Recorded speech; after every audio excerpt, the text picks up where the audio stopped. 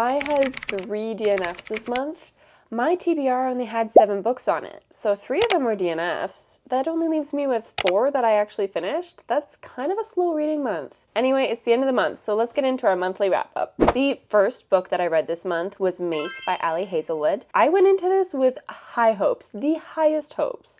I absolutely loved Bride, her book that's kind of like the prequel to this. Like, it's part 1 to the series, I guess. I think it's a series, or at least they're related.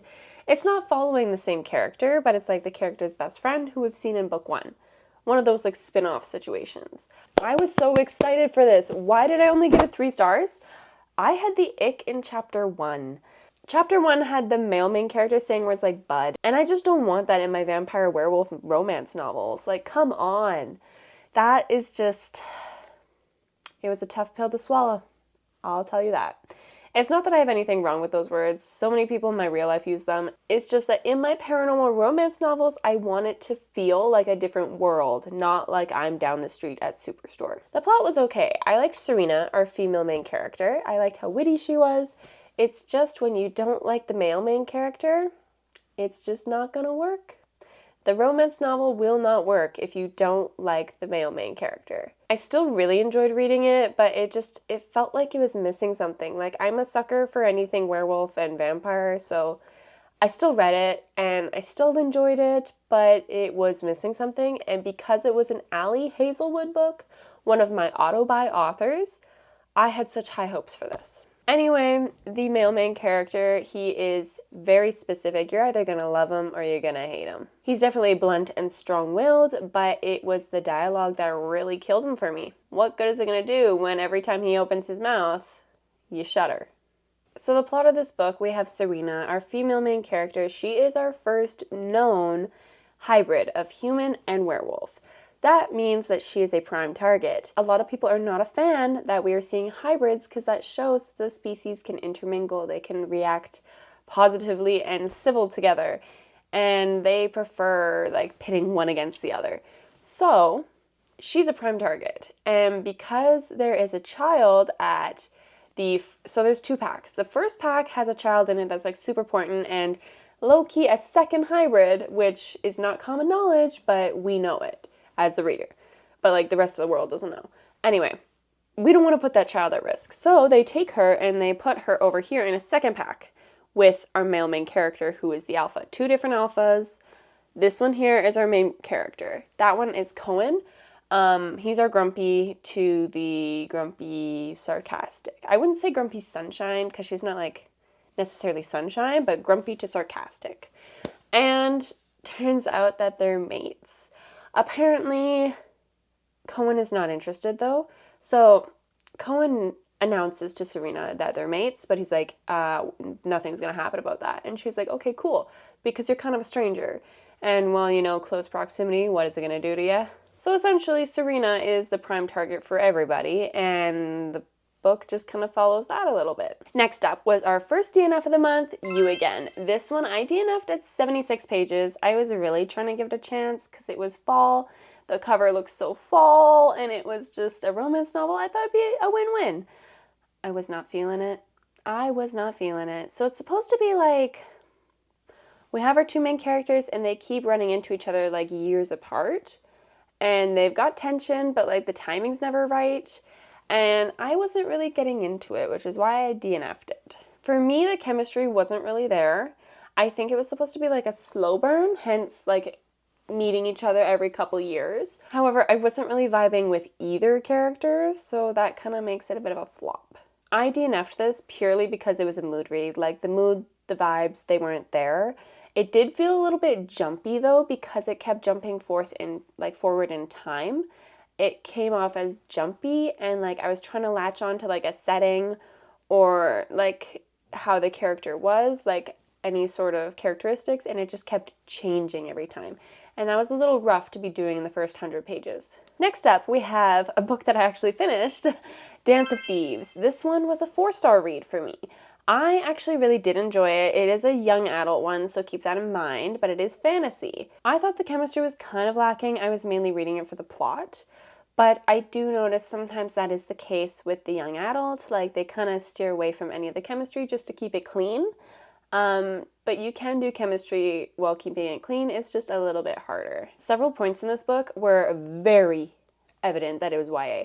And when I say that, I mean like everything was like wrapped up in a neat, tidy bow, no consequences attached. And that just screamed YA for me. I will be reading the sequel. There is a sequel. It is a duology, and I would recommend it for like if you're looking for a duology or if you're looking for like a YA fantasy, but it's not going to be in like my top for like overall recommendations ever. They did do an interesting balance between the poor and the rich, and actually they explored it how both of them are actually thieves, just in their own way. There was also like a ton of talk about gods, but I feel like it didn't tie into the story. Like it never came around again. It's not even like they're praising the gods. They just kept giving all the lore behind it, but they actually worship like kings and queens. So unless it's coming back in like book 2, I felt that was kind of weird. So for the plot of this book, we've got 2 characters. Our female one is Kazi, and our male one is Jace. Okay, Jace has just become the patriarch of his whole empire. His dad has died recently. Like, I'm talking in the last day or so. On that same time, we've got Kazi entering town. Kazi is a soldier from like a queen in a different area of the country or continent. I'm not exactly sure how it's split up, but I understand the queen has to get permission from the king to go into Jace's territory. So she's received that permission. She sent Kazi and some other soldiers into Jace's territory, and the goal is that they're looking for like a criminal, a war criminal from however many years ago. Rumor has it that he's been spotted here after how many years of never being seen. So the soldiers are supposed to discreetly find out if they're there, and if he is there, take him into custody and return him back to the queen to be punished for his war crimes. Jace, however, gets a little uneasy because his power is not exactly recognized to its full extent in the realm. Like, the people around him, of course, but like the queen from this other territory doesn't necessarily recognize how much power he has. So his whole dynasty has been begging for the queen to visit as like a recognition to how important they are, but they never do. So when Kazi shows up, he's getting immediately suspicious of her, being like, what are you doing? And they butt heads right off the bat. They run into some obstacles, they run into some complications, but they strike a deal. Kazi can go home, because she's technically like in their territory. He has control of her at this point, in exchange for getting the queen to visit and recognize his authority. So that's their rough deal, but let's just say it doesn't go to plan. So they run into all these obstacles, but they're forced to work together, and it really does explore how both the rich can be thieves and the poor can be thieves. It's just in different ways. Next book I read was The Poppy War. This one has been on my TBR for so long. I know people love it. It was definitely a little bit more graphic than I was expecting. I did give it 4 stars. It really gets a little bit graphic about like war crimes or like what's done in war, how the victims suffer during war. It does get a bit graphic. Definitely read the trigger warnings. But if you put that aside, pretty good plot. It does surround like a military college, which reminded me of Fourth Wing, but this is definitely more serious than Fourth Wing. The difference between Fourth Wing and this one, though, is now we're seeing the view of like a peasant who has to prove herself rather than like daughter of the general. There's also way more mature and serious views on training. Like at one point, the character is burning herself in order to stay awake and stay alert to keep learning, or to do surgery to eliminate her womb so that she is no longer at a disadvantage compared to the males in the college. Like, definitely more serious, but that's not a bad thing, as long as you know what to expect going into it. There was a huge emphasis on war strategy. I thought that was super interesting, and maybe something I might read a little bit more on in the future. The chapters in this book are really long. That to be said, the beginning of chapter 10 is on page 257. Definitely not short chapters in this. As I said, there's a lot of serious and mature concepts here. So what I didn't like about the writing was whenever they tried to use like a comic relief character, it felt so out of place. Just because they aren't used often enough that it just really stuck out like a sore thumb. Most of the other fantasy books I've read do not have nearly as gory of descriptions of war.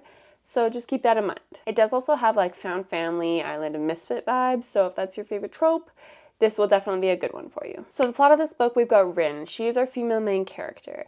She is like she's a war orphan and also like a peasant in like some far area of the country. Like she's in the south, which is apparently super poor and kind of seen as hick, from what I understand.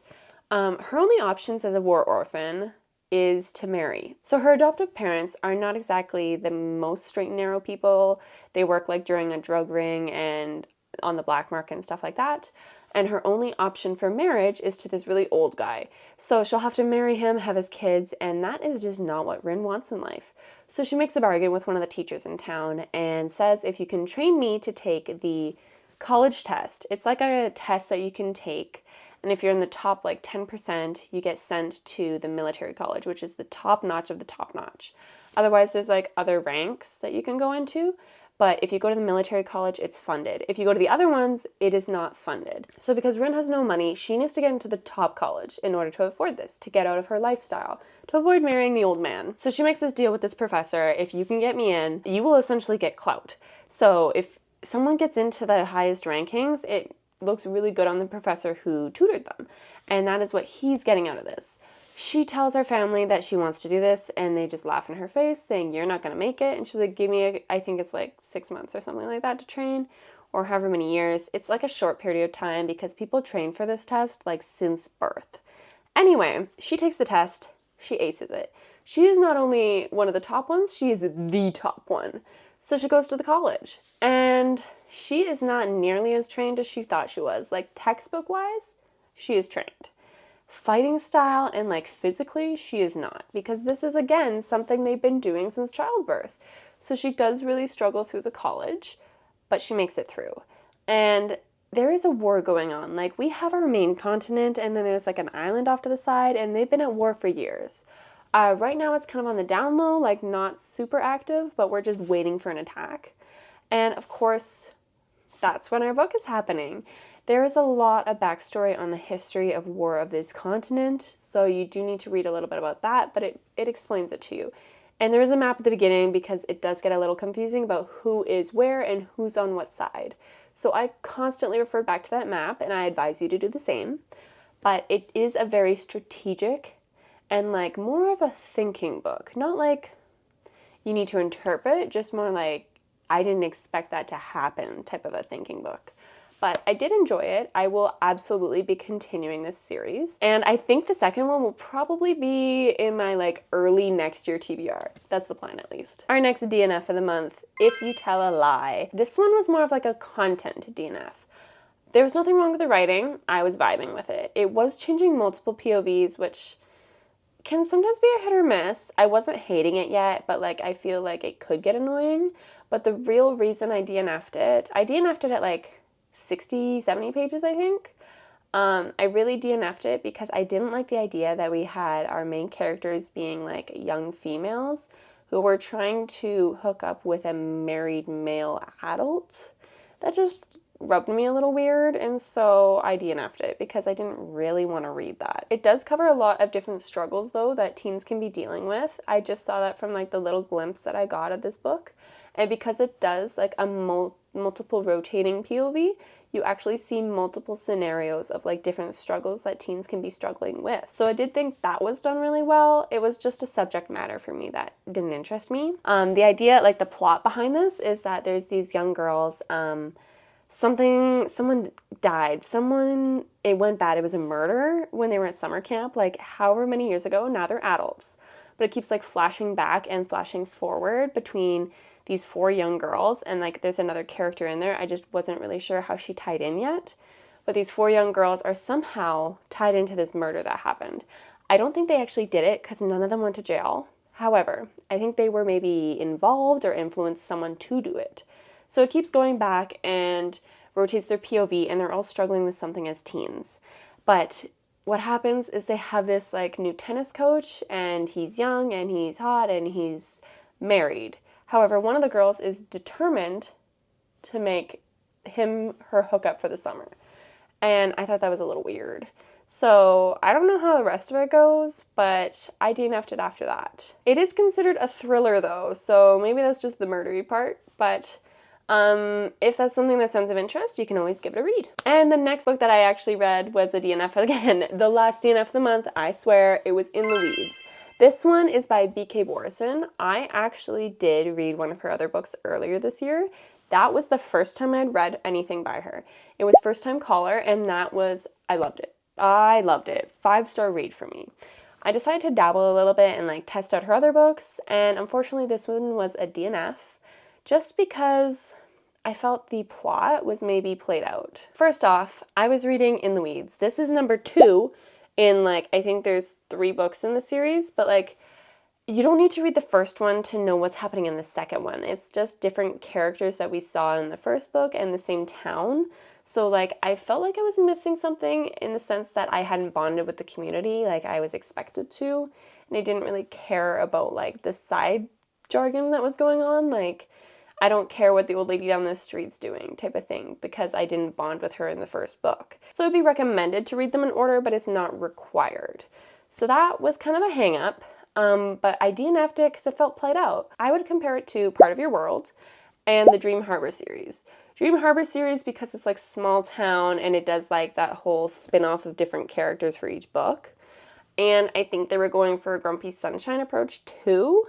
And then Part of Your World because like the start of it is like a hookup. Do you know what I mean? Like the first chapter, they're hooking up. So it's supposed to be like a one-night stand turns into a two-night stand and then she's gone in the morning. Fast forward however many months, they can't stop thinking about each other. He is a farmer. Don't ask me where, because I didn't read the book. Didn't read all of it. I read some of it. Then she is like a social media influencer and she's doing this contest, I think, to help like promote social medias for farms. Anyway, she ends up on his farm. They make eye contact, instant embarrassment. She's flushed red and goes running the other direction. However, they need to work together to make this work. But then it like jumped forward again a couple months and I guess she was gone, but they were still texting. That was a little weird. I did DNF it at 30 pages, so like I would probably get a better idea of the timeline if I kept going. I'm just getting super picky about my books these days, so DNFing is becoming way more common in my life. I just feel like I've got so many books that I want to read. Like my actual list of books to read is over 400. They're not physically on my TBR, but they're on my reading list. There is too many books in the world to read a book that you're not vibing with. I'm not going to waste my time reading a book that I'm not enjoying because reading should be enjoyment. Because I should enjoy reading. That's like, I'm doing it as a hobby, not as a job. That's why I've been DNFing a lot more this month. I'm kind of trying to wrap my head around this, about the whole, if you're not interested, if you're not enjoying it, toss it aside because the next book could be better. Or it could be another DNF. You never really know. The last book on my list was Problematic Summer Romance. This one is probably rated a little bit higher than it needs to be because of timing. I picked this up because I was going to Mexico. I was actually having my destination wedding in Mexico, and I picked up this book, which is about a destination wedding. Not in Mexico, but in Italy. So I feel like because they correlated in terms of plot with my real life and the book, it probably got a higher rating than it needed. I still gave it 3 stars because, like, when you ask me what really happened in it, nothing really sticks out. Again, another Hazelwood book. I normally love her books. The 2 I read this month were not the best. Unfortunately, they were her 2 recent ones, so I hope this is not going to be like a trend for the future. It was a good airplane read, but it isn't that deep, and it is also a spin-off of Not in Love, another book by this author, and that wasn't my favorite book of hers. Also, I don't really like spin-offs, in case you have not realized yet. The biggest plot points were about age gaps. So like the female main character is a lot younger than the male main character, and that kind of is like the whole plot of the book. Like, it didn't feel like there was enough conflict or like sustenance to be much of a book. It just felt like, hey, we have an age gap, but we like each other. We can't be together, and that was the whole problem. So the plot for this book, we've got our female main character, Maya, and we've got our male main character, Connor. How it works is Maya has an older brother who's best friends with Connor, and her older brother is getting married in Italy, which is why they all group in Italy, but Maya likes Connor, Connor likes Maya, Connor says no because he's older, Maya says yes because she's liked him and had a crush on him for a little while, but like, not since she was a kid, just like in the last year or so. But the whole point is they keep pushing and pulling and pushing and pulling, trying to be together, trying not to be together. And that was kind of the whole plot of the book, if I'm being honest. I can't say much more without ruining it, but that is there's not a lot. But that is essentially what I mean when I say there's not a lot of conflict and not a lot of problems. It's just Maya has to go to her wedding for her older brother.